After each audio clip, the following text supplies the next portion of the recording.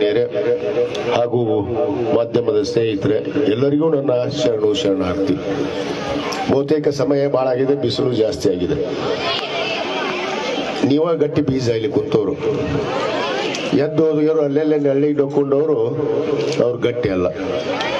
ಬಿಸಿಲು ಮಳಿ ಸಿಡ್ಲಿಗೆ ಯಾರು ಹೆದರೋದಿಲ್ಲ, ಅವರು ಒಳ್ಳೆ ಕ್ರೀಡಾಪಟುಗಳು ಆಗ್ತಾರೆ. ಯಾಕೆ ಈ ಮಾತನ್ನು ಹೇಳ್ತೀನಿ ಅಂದ್ರೆ, A sound mind in a sound body ಅಂತ. ಗಟ್ಟಿ ಇರ್ಬೇಕು. ಬರೀ ಬಿಸಿಲಿಗೆ ಅಂಜನೆ ಎಷ್ಟು ಕುಂತ್ರ. ಅಲ್ಲಿ ನೋಡ್ತಾ ಇದ್ದೆ ನಾನು, ಇಲ್ಲಿ ನಾಡಗೀತೆ ಹಾಡ್ತಾ ಇದ್ದೀವಿ, ಒಂದಿಷ್ಟು ಜನ ಗಟ್ಟಿ ಕುತ್ಕೊಂಡು ನೋಡಕತ್ತಾರಲ್ಲಿ, ಎದ್ರಿಗೆ ಇನ್ನ ಕುಂತಾರ ನೋಡಲಿ. ಕೇಳಿಸುತ್ತಾನಪ್ಪ ನಿಮಗ? ವಿದ್ಯಾರ್ಥಿಗಳ ಜೀವನ ಅಂದ್ರೆ student life is golden life ಅಂತ, ಹೌದಾ? ಆ ಗೋಲ್ಡನ್ ಲೈಫ್ ಅನ್ನ ಪ್ರತಿಯೊಂದು ಸೆಕೆಂಡ್, ಪ್ರತಿಯೊಂದು ನಿಮಿಷ, ಪ್ರತಿಯೊಂದು ತಾಸನ್ನು ಯಾರು ಅವಕಾಶವನ್ನು ಕಳ್ಕೋತೀರಿ ಅವ್ರ ಜೀವನ ಪರ್ಯಂತ ಎಲ್ಲ ಕಳ್ಕೊಂಡು ಹೋಗ್ತೀರಿ. ಇದ್ ನೆನಪಿಟ್ಕೊಡ್ರಿ. ಬಿಸಿಲಿಗೆ ಅಂಜಬಾರ್ದು, ಮಳಿಗೆ ಅಂಜಬಾರ್ದು. ನೀವು ಅಂಜಲಾರ್ದವ್ರು ಗಟ್ಟಿ ಬೀಜ ಅಂತ ಹೇಳ್ಬಿಟ್ಟಿನಿ ನಿಮಗ. ನಳ್ಳಿ ಕುಂತವ್ರು, ಅಲ್ಲಿ ಡೊಕ್ಕೊಂಡವ್ರು ಇವ್ರಲ್ಲ ಅಲ್ಲ. ಯಾಕಂದ್ರೆ ಕ್ರೀಡೆ ಅನ್ನೋದು ಹಾಗೆ, ಬಿಸಿಲಿರ್ಲಿ ಮಳೆ ಇರಲಿ, ಕ್ರೀಡೆ ಆಡ್ಬೇಕು. ಯಾಕಂದ್ರೆ ಪ್ರತಿಯೊಬ್ಬ ವಿದ್ಯಾರ್ಥಿಗೆ, ಯುವಕರಿಗೆ ಇವತ್ತು ಊಟ, ಪಾಠ, ಆಟ ಈ ಮೂರು ಕೂಡ ಸಮಾನವಾಗಿ ತೆಗೆದುಕೊಂತ ನಿಟ್ಟು, ಆ ನಿಟ್ಟಿನಲ್ಲಿ ತಮ್ಮ ವಿದ್ಯಾರ್ಥಿ ಜೀವನವನ್ನ ಸಾಗಿಸ್ಕೊಳ್ಬೇಕು. ಮೂರು ಕೂಡ ಸಮಾನವಾಗಿ ತೆಗೆದುಕೊಳ್ಬೇಕು. ಯಾವುದು ಕೂಡ ಒಂದು ಕಡಿಮೆ ಆದ್ರೆ ನಡೆಯೋದಿಲ್ಲ ದೇಹಕ್ಕೆ. ಆ ನಿಟ್ಟಿನಲ್ಲಿ ಇವತ್ತೇನು ತಾವು ಈ ಒಂದು ಕ್ರೀಡಾಕೂಟದ 2 ದಿವಸದ ಕ್ರೀಡಾಕೂಟದಲ್ಲಿ ಭಾಗವಹಿಸಿದ್ದೀರಿ. ತಮಗೆಲ್ಲರಿಗೂ ಮೊದಲೆದ್ದು ಇಲ್ಲಿ ಹಲವಾರು ಆಟಗಳನ್ನ ತಾವು ಪಂದ್ಯಾವಳಿಯನ್ನ ಹಾಕೊಂಡಿದ್ದಾರೆ. 21 college, Hungund model 11 college, Ilkal model 12 college, 17 event athlete ಅಂದ್ರೆ 17 ಕ್ರೀಡೆಗಳು ಇಲ್ಲಿ ನಡೀತಾವ. ಅದ್ರ ಜೊತೆಗೆ 5 ಗ್ರೂಪ್ ಇದಾವೆ, 5 ಸ್ಪೋರ್ಟ್ಸ್ ತಮ್ಮ ಏನು ತಂಡಗಳಂತೀರಿ, ತಂಡಗಳನ್ನು ಮಾಡ್ಕೊಂಡಿದ್ದೀರಿ. ಅದಕ್ಕೆ ನಾನು ಹೆಚ್ಚಿಗೆ ಮಾತಾಡೋದಿಲ್ಲ, ಯಾಕಂದ್ರೆ ತಾವಿನ್ನೂ ಈ ಒಂದು ಕ್ರೀಡಾಕೂಟದಲ್ಲಿ ಭಾಗವಹಿಸಬೇಕಾಗಿದೆ, ತಾವು ಆಟವನ್ನು ಆಡಬೇಕಾಗಿದೆ. ಅದಕ್ಕೆ ಒಂದು ಮಾತನ್ನು ಕೊನೆಯದಾಗಿ ಹೇಳ್ತೀನಿ. If wealth is last, nothing last ಅಂತ. ಏನ್ ಹೇಳ್ರಿ?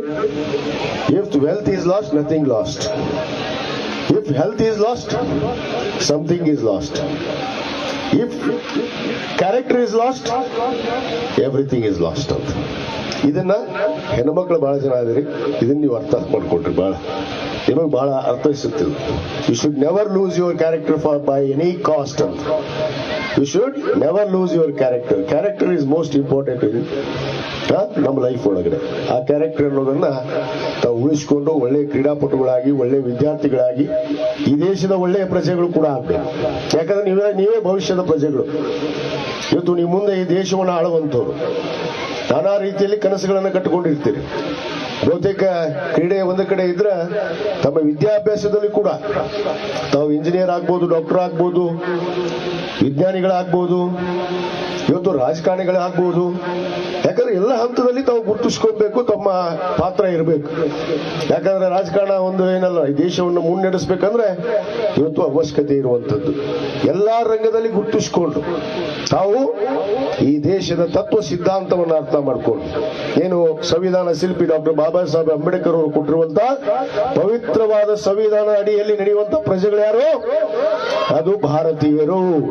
ನಾವು ಹೆಮ್ಮೆ ಪ್ರಜೆಯಾಗಿ ಈ ದೇಶವನ್ನ ಜಾತ್ಯತೀತ ತಳಹಾದಿ ಮೇಲೆ ನಾವು ಈ ದೇಶವನ್ನ ರಕ್ಷಣೆ ಮಾಡಿ ಈ ದೇಶವನ್ನ ಮುಂದುವರಿಸುವಂತ ಕೆಲಸ ತಾವೆಲ್ಲ ಮಾಡ್ತೀರಿ ಅನ್ನೋ ಒಂದು ವಿಶ್ವಾಸ ಬಂದಿದ್ರ ತಮಗೆಲ್ಲರಿಗೂ ಮತ್ತೊಮ್ಮೆ ನಾನು ಶುಭವನ್ನು ಹಾರೈಸಿ, ಈ ಕ್ರೀಡಾಕೂಟ ಆಯೋಜನೆ ಮಾಡಿರುವಂತಹ ನಮ್ಮ ಅಕ್ಕಿ ಸ್ಮಾರಕ ಸಂಸ್ಥೆ, ಯಾಕಂದ್ರೆ ಅವರು ವಿಜ್ಞಾನ ಕಾಲೇಜ್ ಇದ್ದವರು, ಆದರೂ ಕೂಡ ನಮ್ಮ ಮಾಂತೇಶ್ ಅಕ್ಕಿ, ನಮ್ಮ ಅವಿನಾಶ್ ಅಕ್ಕಿ, ನಮ್ಮ ಹಿರಿಯರು ಅರುಣಾ ಮೇಡಮ್ ಅಕ್ಕಿ ಅವರು, ನಮ್ಮ ಹಿರಿಯರಾದಂತ ನಮ್ಮ ಅಕ್ಕಿ ಸಾಹೇಬರು ಎಲ್ಲರೂ ಸೇರ್ಕೊಂಡು ಕ್ರೀಡಾಪಟುಗಳಿಗೆ ಪ್ರೋತ್ಸಾಹಿಸಬೇಕು ಅನ್ನೋ ಉದ್ದೇಶದಿಂದ ಅವರು ವಿಜ್ಞಾನ ಕಾಲೇಜ್ ಆದ್ರೂ ಕೂಡ ಇದನ್ನು ತೆಗೆದುಕೊಂಡು ನಮ್ಮ ರಾಜು ಇಳಕಲ್ ಎಲ್ಲರೂ ಕೂಡ್ಕೊಂಡು ಇದನ್ನ ತಮಗೆ ಆಯೋಜನೆ ಮಾಡಿದ್ದಾರೆ.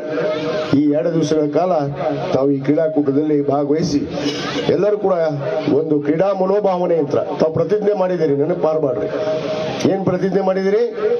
ಕ್ರೀಡಾ ಮನೋಭಾವನೆ ಬೇಕು, ಕ್ರೀಡೆಯಲ್ಲಿ ಕ್ರೀಡಾ ಮನೋಭಾವನೆ ಬೇಕು.